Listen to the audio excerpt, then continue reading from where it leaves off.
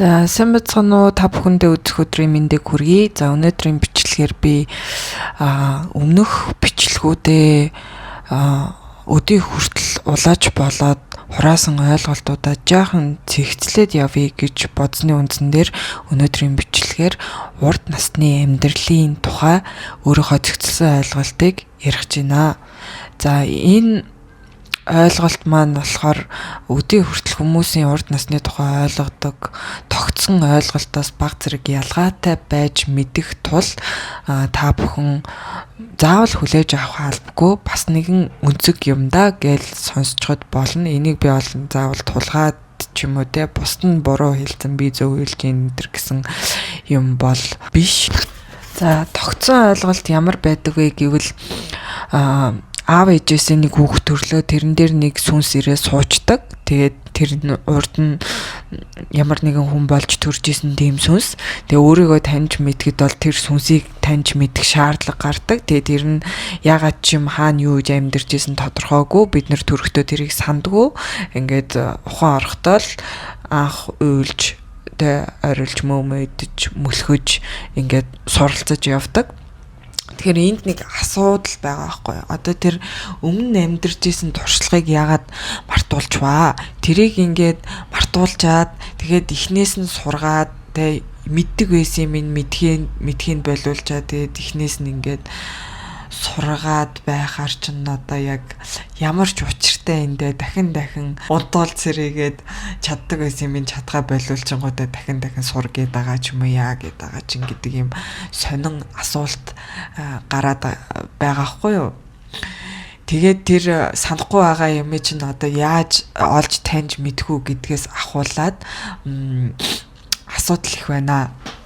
Тэгэхээр манай буурал болохоор анхнаасаа юу гэж хэлсэн бэ гэхээр хүн нэг л амьдэрдэг гэж ярьсан байхгүй юу? Подкастн дээр өөрөө тэгж хэлсэн. Тэгээ нөгөө нэг энэ буулгасан судар нь штэ. Энэ судраа буулгаж байхдаа эн чин одоо жамын зүй тогтлын тухай судар байгаа штэ. Энийг ингээд уншаад ирэхээр өөрийн ирэхгүй тэр нөгөө буулгасан ерөнхий агуулга ойлголт нь ямар дүнэлтэнд хүрэгдэг вэ гэхээр бидний урд нас гэдэг чинь бидний удамшил юм биш үү? Бидний хойд нас гэдэг чинь бидний үр удам юм биш үү гэдэг ойлголтод яалтчгүй хүрээд идэх байхгүй юу? Угаасаа нэг тим юм шиг бүтэн ийм ном бичээд өгчөж байгаа болохоор эндээс одоо миний ойлгож авсан ойлголт тийм байдэ. Тэгээд хэрвээ тэгээд ойлгочих юм бол их олон юмны хариулт тодордог. За жишээлбэл бид нар яагаад төрөнгүүтлээ юугаад санахгүй байгаа юм гэхээр за хэрвээ бидний нөгөө хувьслын онол үнэн бол бид нар чинь ингээд амтан байж ирсэн надад нэг гист амтнаас хувьсаар ингээд оюун ухаанд хүн болоо хөгжцсөн явж байгаа штэ.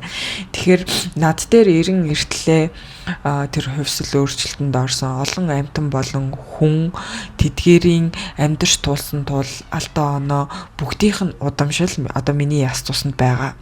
Тэгэхээр чин би төрөхдөө тэднээс ингээ ямар ч байсан хамгийн түрүүнд амьд үлдэхийн тулд хэрэгтэй чадваруудаа ингээд рефлекс дээр ч юм уу инстинкт дээр ч юм уу авч ашигладаг. Тэгээд цаашдаа ч гэсэн амьд үлдэж амьдарч энэ нийгэмд чинь 800-ын тулд тэдгээрээс өөрийнхөө сануулж сэрээж чадаж байгаа удамшлаа авч хэрэглээд тэгээд энд би гэдэг хүн би болж байгаа юм байна гэвэл яагаад үгүй гэж нэрэж тийм юм болоо гэж бодохоор санагдаад байдаг байхгүй надад. Буурал болохоор угаасаа тэгж хэлсэн. Та нар бол яг үндэ бол нэг л амьдэрдэг. Тэгээд дараагийн насандаа төрөхөд чи гэрлээ биш одоо дараагийн насандаа би хэм болоод төрчтэй нэ бата болоод төрлөө гэхэд чи бол гэрлээш тэр хүн бол бата. Тэгээд чи ингээд нохоо болоод төрлөө гэхэд тэр чин гэрлээ биш тэр чин нохоо гэдэг. Тэгээ тийм учраас чи нэг л амьдэрдэг. Тэгээ чи одоо ингээ өөрийнхөө сүнсийг бүтээж ийн гэж хэлдэг байхгүй юу. Тэгэхээр энэ болохоор яг хаа тогтсон ойлголтоос өөр хүлээн зөвшөөрөхөд хэцүү ч ихсэн ер нь бол хөөхөн логиктэй гэж миний хувьд бодоод байгаа. Тэгээ тэр олон удамшлаас за би бол ингээ онготынхоо удмын өрн байгаа. Манай онгот бол бас сайхан том нэртэй шүү дээ. Тэгээд тэр том нэрэнд харьяалагдах олон одоо ингээд цацарсан байж байгаа те. Надаас өөр олон хүүхдүүд байгаа. Надад бас тэр онгодоос хойш ч одоо өчнөө олон аав ээжүүдийн удамшлын мэдээлэл байгаа.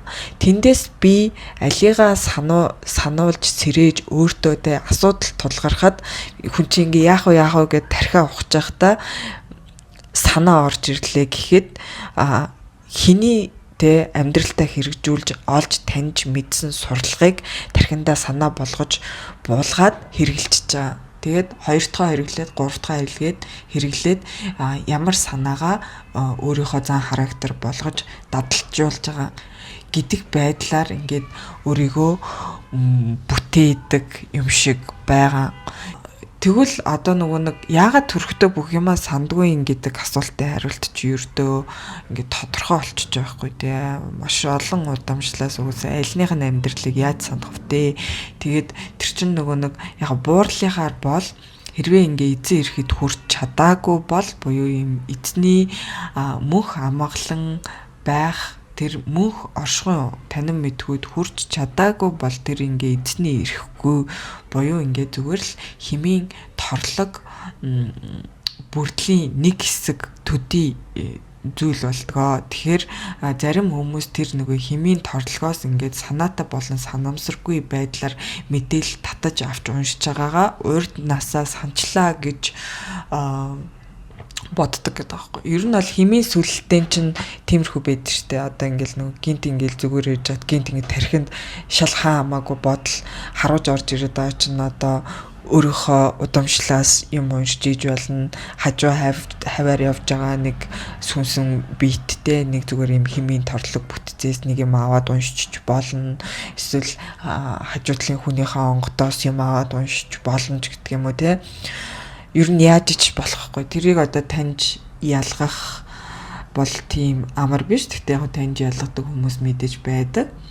Тэнгүүд зүгээр л хажууд сууж байгаа хүний бодол ч гэсэн бидний бодол руу ингээл химийн нөлөөл үзүүлж байдгийг бол хүн болгон хүлээн зөвшөөрөх байх. Иймэрхүү байдлаар юм химийн сүлэлтэн чинь байнгын явж биднэрт нөлөөлж идэг. Гэхдээ яг алийг бид нар ингээд тархинд орж ирэхэд ингээд суулгаж буулгаж аваад тэг хэрэглээд байгаа. Тэрүүгээрээ бид нар өөрсдөө бүтээдэг болохоос тэр нэг сүнс гэдэг юм ингээл анх ярьж буугаал тэр нь ингээл унтажсэн ингээл их сайхан гэгэрхийг хүсэнгүүтээ гинт сэрнэ гэдэг чинь жаахан одоо тайлбар хэрэгтэй ойлголт байгаа байхгүй. Тэгэхээр чин жоохон шудраг босч юм шиг те. Тэгэхээр бид нар хэн байхаа өөрөө шийдэхгүй тэр сүнс хин тэрэн шиг байж гээд байгаа юм уу. Тэнгүү тэр нь хин ямар ч сүнс юм мэдгүй хаанаас ирсэн бөө мэдгээд нэг юм харь гарыг судлах хэрэгтэй болчдөг те. Өөрийнхөө хизээч мэдчих чадахгүй эзэмшиж чадахгүй юмыг би гээд байхаар жаахан асуудалтай. Харин энэ өнцгөөс харах юм бол бид нар нэгдүгээр өв дээдсээ удам судраа судлахад өөрийгөө таньж мэдхэд одоо алхам ойртно. Би болвол яалтчгүй л аав ээж хоёрынхоо голоос төрсөн учраас манай аав ээж хоёрын талын удамшил хоорондоо жоохон эсрэг тэсрэг байдаг. Тэгээ хоёр удамшлын маань хоёулангийнхан зан чанар надад ингээ холдмол байдалтай байж идэг. Тэр ч утгаараа би зарим үедээ нэг тис өөр хүн шиг, зарим үедээ нэг тис өөр хүн шиг энтергээд ийм савлгаатай зан их үзүүлдэг. Жишээлбэл манай аавын тал маш нэгт нэм бай, цэвэрч, маш хөдөлмөрч, ийм хөдөлгөөнтэй байнгын хөдөлж идэг хүмүүсэд бол манай ээжийн тал илүү урлаг, уран сайхны ийм жоохон замбраагүй тэрийгээ дагаад чөлөө цэтгэлгээтэй. Аавын тал бол илүү жоохон баригдмал тал руу гэж гэдэг юм. Тэгээ энэ байдал надаа ингээл хослол ээлжлээл би яг ингээл онгод нь орохороо их гинт ингээл амар цэвэрчнэн болол эсвэл ингээл онгод нь орохороо гинт амар юм урлаг уран сайханлаг болол тэгснэ айгүй юм хөдөлгөөн муутай хөдөлтгөө олоолч юм ингээл хөвсаалдаг хгүй. Тэгээд тэр дунд яг би миний онцлог юу юм гээ тэгэхээр ерөөсө холж чаддаг. За тэгээд ямар ч байсан бид нар удамшлаасаа ингээд янз бүрийн чадвар, мэдлэг, мэдээлэл буулгаж аваад санаж сэрээд ингээд амьдралдаа ашиглаад өөрийгөө бүтээгээд явдгаа гэж хэрвээ бодох юм бол за улаачийн тамга гэж нэг зүйл байгаа те, онгодууд буугаад байна, удамшлынх нь өндөр өвгдээцүүд буугаад байна. За тэд нар мэдээж өөрийнхөө удамшлын мэдээллийг надад сэрээж сануулж байж түүгээрээ хэм ижилсэж тэр ижилсэн орон зайгаараа өөрийнхөө мэдлэг чадварыг буулгадаг гэсэн нэг үйл явц байгаа. За тэгээд ямар дээр нь ямар онгод буугаад байна гэх юм бол жишээлбэл яг нөгөө ижилсэх химээрээ юм шиг юм л да. Асуудлыг шийдэх, юмыг харах өнцөг, хүмүүст гаргах сэтгэлийн хэмжээ, өдий хүртэл өөртөө төлөвшүүлсэн ёс зүй, өгөө авааны дүр, байдал зэрэг нь яаж ижилсэхээрээ ямар онгодын тамга сэрх нь тодорхойлогддог юм шиг. Эсвэл анханасаа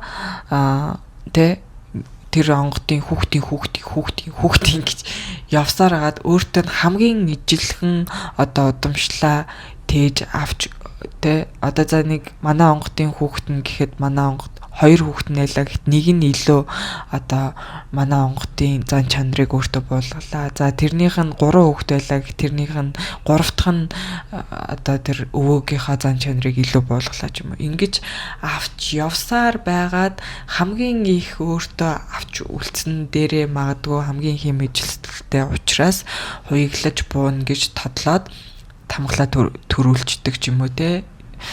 Нэг тиймэрхүү байх. Түүнээс биш тэр онготой чи удамшил нь ингээд олон салаагаар задарсан байгаа штэ. Тэр дунд тэр онготын маань удамшлыг сэрээж санаж авч явсан ч хүмүүс байгаа. Дунд нь мартаж гээгдүүлээ дундаас нь ээжийнхаа ч юм уу эсвэл ээжийнхаа аавынх энэ төр гээд ингээд өөрийнх нь удамшлаас асарсан удамшлууд ч гэсэн явж л байгаа. Тэнгүүд тэр дундаас яг юм голчоор нь эсвэл энэ цаг үед ямар үйл хийх чагаа тэрэнд тохирсон удамшлыг сануулж сэрээж байгаа тэр удамшлынхаа салааг нь харж агаад за энэ дээр буугаад би одоо ийм үйл хийхэд энэ удамшлаасаа сэрээх чадвар энэ удамшлаасаа авч хэрэглэхэд өөрийнх нь оюуны сан нэг иймэрхүү байгаа. Эндээс ингэж амьдрахад ийм эрдэм мэдлэгийг энэ үр дээр буулгавал энэ үр ингээд хаалцаад багтаагаар санаж сэрж чадна гэж төлөвлөж буудаг болов гэж би хувьдаа ойлгоод байгаа байхгүй юу. Хэрвээ удамшил нь байгаа бол тэр хүнд одоо би тэрний үр хүүхэд би ийм онгодтой гэж санагдах нь бол зөв. Одоо магадгүй надаас өөр хүн дээр миний онгодын нэр орж ирээл ч юм уу те. Манай онгод энэ юм бэ энэ гэж санагдаж бол болох юм шиг надад санагддаг. Ягаад гэвэл ингээд мэдээлэл нь энэ яс тусанд нь байгаа тэрийгээ сэрээж тэмтрээд байгаа бол ягаад болохгүй гэж байж болох байхгүй юу. Тэ тухайн онгодын үйлийг хийхгүй гэж нэг юм байгаад байгаа байхгүй юу. Хийж чадахгүй гэж нэг юм байгаад байгаа. Яагаад гэвэл би чинь ганцхан тийм онгодын хүүхэд биш. Надад олон өвөг дээдс байгаа. Бүр ойрын үеийн өвөг дээдс маш олон байгаа штэ. Жишээлбэл тэнгүүд тэднээсээ ч гэсэн би ингээд альва зан характер, альва арга эсвэл ингээд муухай зан чанарын ч гэсэн ингээд татаж сануулж сэрээгээд өөртөө bijүүлээд явдаг үеуд бишгүй л олон байдаг байх. Тэгэхээр энэ дээр ингээд хим ижилсэл зөрөөд явчих юм бол нөгөө нэг том үйл хийх гэдэг онготынхоо химээс алсраад ингээд үүлэнд нь хөглөгдөхгүй тэгээд тархитлогоо тэр хэмжээнд нь хүрч ажиллахгүй ч юм уу тэ зориг чиглэл нь өөр болоод өөр юм саттараад өөр юм татагтаад явцдаг ч юм уу ингээд явах бол бүрэн боломжтой гэж бодож байна. Тэгээд за онготой ингээд үүлэнд нь сайхан хим ижилсээд bijүүлчлээ гэж бодоход нөгөө онгоч яг өөрийнхөө дүрээр орж ирээд хуйгалж буугаа муртчдээ юм байж тэнгүүд би ингээд урд нас нь миний өвөг дээдс гэж үзэж байгаа юм бол би хизээ нэгэн цагт тэр онгод чинь одоо миний урд нас болж тарах гэдэг байхгүй. Тэгэхээр тэр онгод чинь би болж тарах гэдэг. Гэхдээ нэг талаараа тийм боловч нөгөө талаараа ялгаатай. Яг тэгвэл маш олон удамшил ингээд холтон байгаа. Тэгээд тэндээс би тэр онгодтой адилхан далааж, сэрэж өнөөдөр ашиглаж болно. Маргааш шал өөр хүний удамшлаас сэрээгээд ашиглаад явах боломжтой байхгүй. Энэ тэгэхээр ингээд хүнээс бид нар бүгд ингээ агуу мундаг өгдөөцтэй. Тэгээ хүнээс зарим үед агуу мундаг өгдөөцийн зан чанар гарч болно. Зарим үед зүгээр нэг архичин гуйлагчин түлэгчдийн зан авир гарч болно. Зарим үед бүр адгуу самтан араатны зан гарч болно. Тэгээд яг алийг нь bijүүлээд алинд нь итгэл өгөөд алинтай нь хэм ижилсээд алинтай нь нөгөө танин мэдхгүй хөг чадамж нь нийцээд байгаа тэрийгэ дадалжуулаад өөрийгөө бүтээдэг гэвэл одоо миний хувьд арай илүү логиктой санагдаад байгаа учраас би буурлага хэлж өгсөн энэ үндэгтээ бүрэн санал нийлдэгэ. Тэгэд хүний сүнс гэдэг тэгвэл юу юм бэ гэдэг асуулт бас гарч ирэх бах.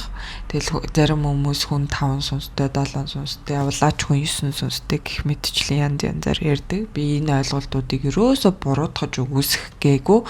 Зүгээр яг бас нэг өнцөг нэмэрлэхийн үднэс миний ойлгосноор бол заяа.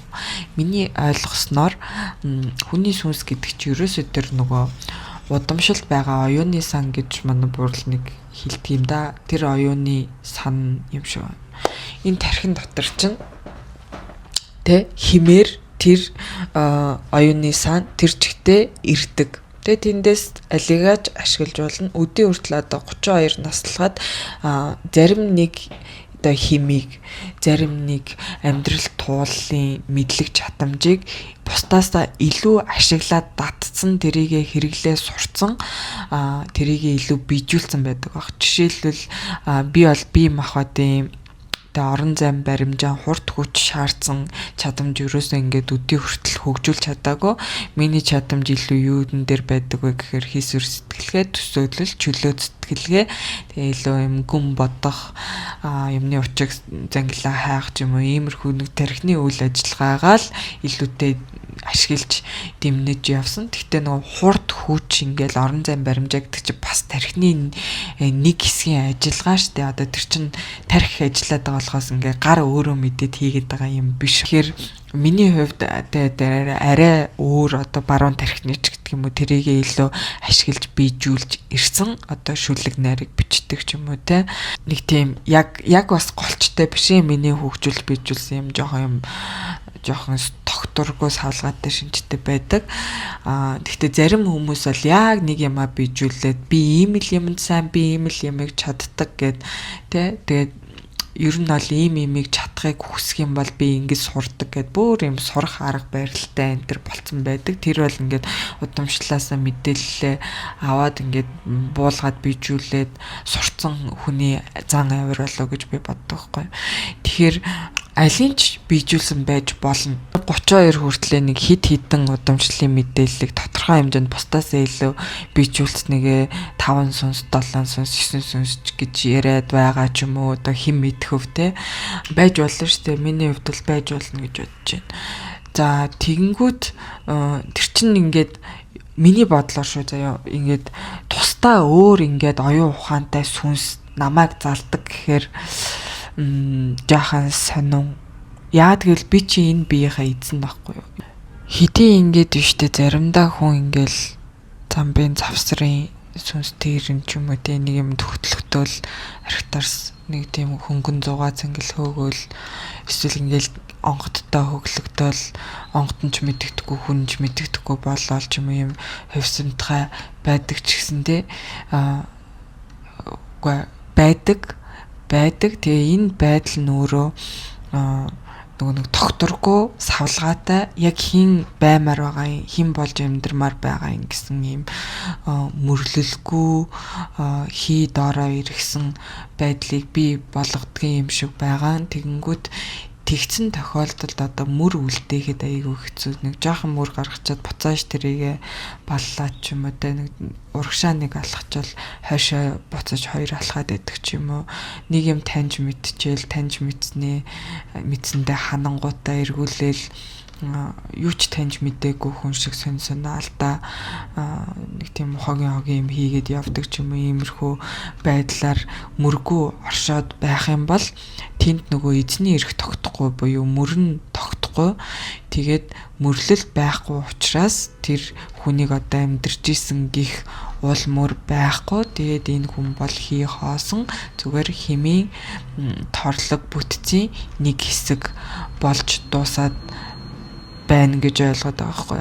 Тэгэнгүүтээ яг тэрийгэ батжуулаад те онготой бийжүүлсэн шиг бийжүүлээд онготынхоо үүлэнд шамдсан шиг шамдаад те хэрэгтэй газраас хэрэгтэй танин мэдхөөгөө олж хураагаад тэрийгэ ашиглаж одоо хөрсдөд нартад замбад мөртэй мөрн үр дүнтэй одоо хүмүүст үзүүлэх үр нөлөөтэй хүмүүст битгий хэл байгаль дэлхийн ан амьтан уул ус сургамланта үр нөлөөтэй оршоод дуусах юм бол энийг одоо хүн амин чанарыг оллоо гэж үзээд мөнх оршихуйг ойлголоо.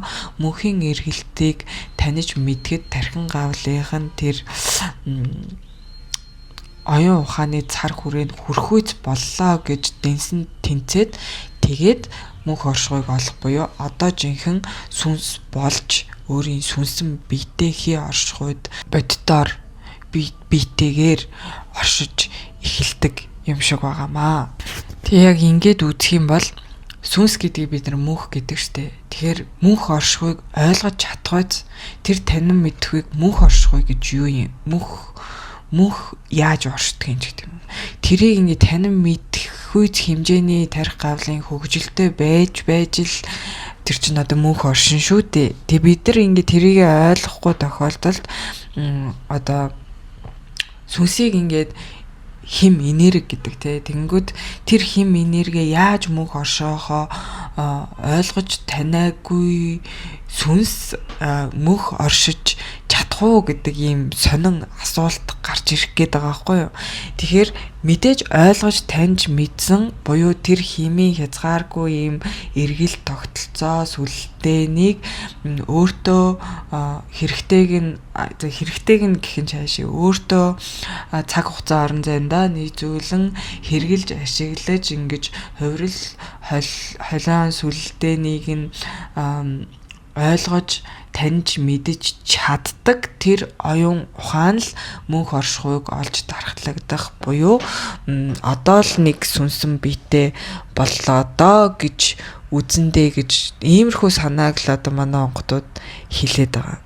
Тэгээд улаачин тамга сэрлээ гэхэд яг тийм мөнх оршихуйг олцсон сүнс ирээд өөрийнхөө удамшлын мэдээллийг өөрөө хүүхэд дээрээ сэрэнгүүтээ тэрүүгээрээ дамжуулж хүүхдэд зааж сургаж ингээд мөнх оршихуйд хөтлөөд танин мэдхүйг нь өөрийнх нь одоо хөгжүүлж чадах хэмжээнээс бүр ингээд дээш нь татаж өгөх гээд байгаа юм шиг байна. Тэгээд татаж өгөхийн тулд өөрийнхөө удамшлыг сэрэн удамшилтах мэдээллүүдээрээ дамжуулж яг тэр нь одоо юм хязгааргүй олон удамшлын мэдээллүүд дундаас өөрийнх нь юм орж гарах хаалга шиг юм байдаг гэж төсөөлвөл тэрүүгээр орж гараад тэр хүүхдийн ингээд өөртөө бийжүүлээд байгаа зарим нэг хэрэггүй удамшлын мэдээллүүдийг ингэж зайлуулж хагаад өөрийнхөө бүрэн суулгаж өгөөд тэгээд нөгөө хүүхдээ сургаад хүүхд нь сурсныхаа үндсэн дээр хүмүүсийг одоо сургадаг ч юм уу те таньж мдэггүйг нь таниулдаг хүүшээ эн чи юм бэ штэ одоо юу гэдэг чинь те нэг өөр нэг өнцөг өгөө тэр нэг хүн тус болоод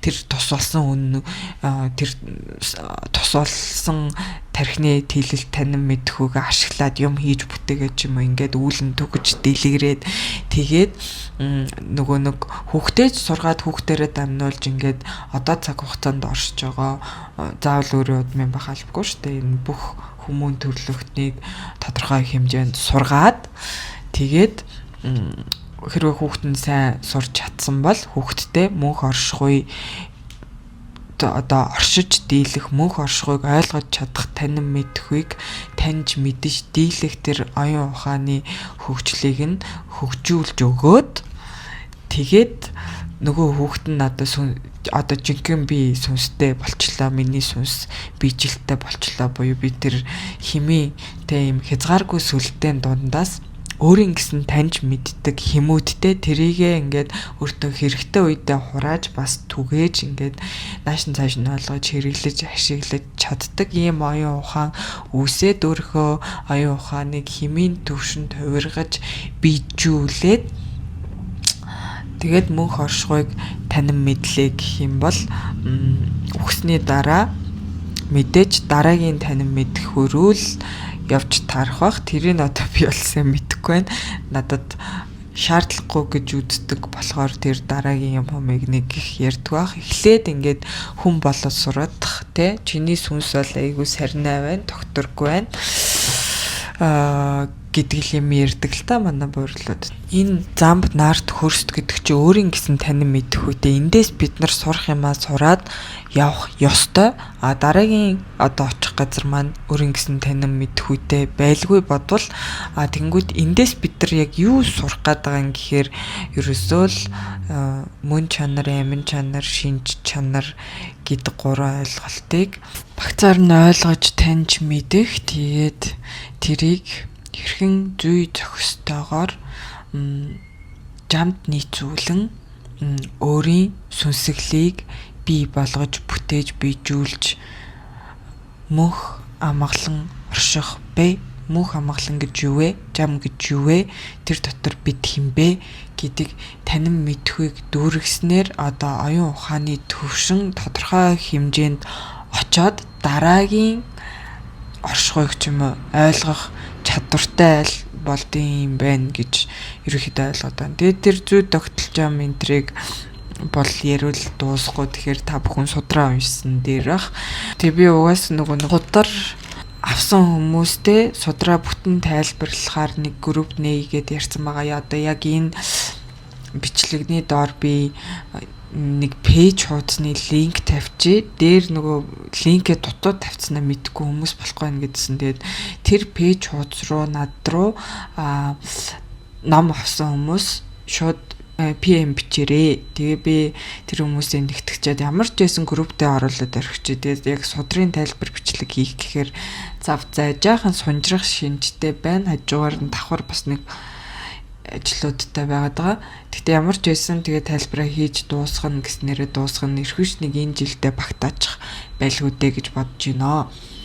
За тэгээд өнөөдрийн бичлэг бол би болон манай буурлын бас нэгэн үнцэг юм. Хэнийгч буруутгаж бас үгүйсгэх гээгүй. Гэхдээ энэ үнцгөөс гарах юм бол илүү их гарц гаргалгаа шийдэл одоо юу хийх ёстой, яаж амьдрах ёстой нь арай жаахан тодордог шүү. Огт санахгүй байдаг хэсэг нь үл мэддэгдэх тэр урд насны мэдээлэл гэж зовж явахаар зүгээр удамшлаа нэгдүгээр цаахан судалчих. Тэгээд тэндээсээ би өөрөө юугаа bijүүлээд байна вэ? Би өөрийгөө хэн болгоод бүтээсэн байна вэ гэд арай барьцтай штэ. Тэрийг таньж мэдэх бол арай барьцтай. Тэгэхэд огт мэдхгүй тэр хайр гаргийн зүйлийг бид нар яаж таньж мэдэх вэ? Ингээд харчих юм бол нөгөө л өөр төрөө ажиллах тэр угаасаа буудیں۔ Тэгээд өөр төрөө ажиллах гэдэг чинь ер нь бол ингээд бэлэг байхгүй. Бид нар ингээд огт танихгүй, нөлөөлж чадахгүй, мэдхгүй, өөрөөсөө хол хасын зүйл дээр ажиллах хэцүү штэ. Харин дотооддоо юу бодож байгаа бид нар өөрсдөө таньж мэдэж болно. Юугаа дадалжуулаад юу хүсэж зориод байгаагаа сайн ухах юм бол ялгаж таньж мэдэж болно. Бид нар чинь өөрсдийнхөө хажууд байж индээ бид нар харь гарагт оршоогүй. Тэгэхээр өөрсдийгөө л таньж мэдээд ялгаж салгаад өөр дөрөө ажиллахад болчихно гэдэг чинь уг нь бол яг хэцүү л байдаг. Гэхдээ л маш том бэлэг байхгүй. Огт боломжгүй зүйлийг бид нараас ерөөсөө нэхэж шаардаагүй. Биднийг оюун ухаанаас сайхан хөгжүүлээд мөнх цаг хугацаа, мөнх оршихуйг таниад өгөөч гэж өвөг дээдсүүд маань хүссний улбаан дээр энийг уламжлуулж үр хойжтой үргэлжлэх удамдаа буюу хойд насандаа үргэлжээ тэр мөнх оршихуйг ялгаж таньж байх чадамжтай оюун ухааныг бүрэлдүүлж байхын тулд энэ ухааныг өвлүүлж үлдээгэй гэж өвөг дээдс маань биднээс хүсэж биднийг сургангаа давхар ирээдүгээ сургах дэвсийг нь тавьж байгаа юм шиг санагддгаа. Тэгээ энэ бичлэгийг надад хийхэд амар хэцүү байлаа. Ер нь бол эйгүү өргөн агуулгатай. Тэгэд юм руу өсөрч халтарч орчих гээд байна. Би өөрөө ойрдоо жоохон савлгаатай байгаад байгаа болохоор угаасаа хөг жоохон муутай байгаад байгаа. Тэгээд чадан ядан энэ бичлэгийг хийлээ. Тэгээ энэ бичлэгэн дээр бас асуултууд байвал асуугаарай. Би тэр асуултуудаас нь нэгтгэж байгаад дахиад бичлэг хийж бас болно. Яад гэвэл эн чинь нөгөө амар өргөн агуулгатай сэдв учраас өнөөдөр бол бүгдийг нь ярьсан гэж бол хэлэхгүй, хальт цохос ойлголтуудыг дурдаад өнгөрлөө. За тэгээд энэ бичлэгийг үзсэн та бүхэндээ баярлалаа. Сав дараагийн сапа дараарай. Дараагийн бичлэгээр уулзтлаа. Түр баяртай.